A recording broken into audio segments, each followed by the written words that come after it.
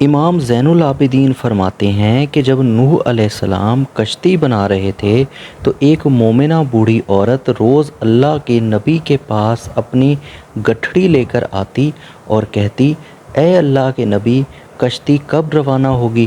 نوح علیہ السلام فرماتے، ابھی دیر ہے۔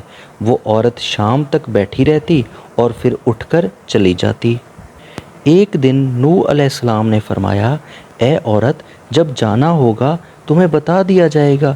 یہ عورت واپس چلی گئی اور انتظار کرنے لگی کہ کب نوح علیہ السلام بلائیں گے۔ اس دوران عذاب آ گیا اور وہ کشتی روانہ ہو گئی۔ نوح علیہ السلام نے اس عورت کو نہ بلایا تو نوح علیہ السلام ان کو بلانا بھول گئے۔ جب طوفان تھما تو ایک دن حضرت نوح علیہ السلام کے دل میں محبت اٹھی، شہر کو دیکھوں جہاں سے چلا تھا۔ وہاں آئے اور قریب جا کر دیکھا تو ایک جھونپڑی میں دیا جل رہا تھا۔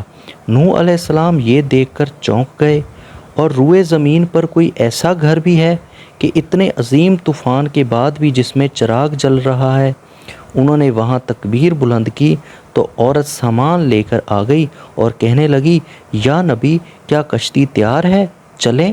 نوح نے حیرت سے اس کو دیکھا اور کہا، رکو بڑھیا، کیا تمہیں کچھ بھی نہیں پتہ؟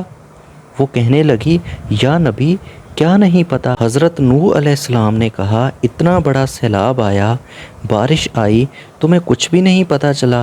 وہ بڑھیا کہنے لگی، یا نبی، بس ایک دن بادل گرجے تھے اور کچھ ہلکی سی بارش پڑی تھی۔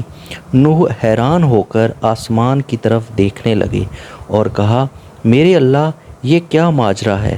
اللہ تعالیٰ نے نوح نبی پر وحی بھیجی کہ اے میرے پیارے نبی، اس عورت کے دل میں چونکہ تمہاری محبت تھی اور تم نے اسے پابند کر دیا تھا، اور چونکہ تمہارا اس سے وعدہ بھی تھا کہ نجات کی کشتی میں اسے لے کر جاؤ گے، جبکہ تم نے اپنا وعدہ پورا نہیں کیا، لیکن اے نوح علیہ السلام، میں تو تمہارے وعدے کا ذمہ دار تھا، اس لیے میں نے اس بڑھیا تک عذاب پہنچنے ہی نہیں دیا۔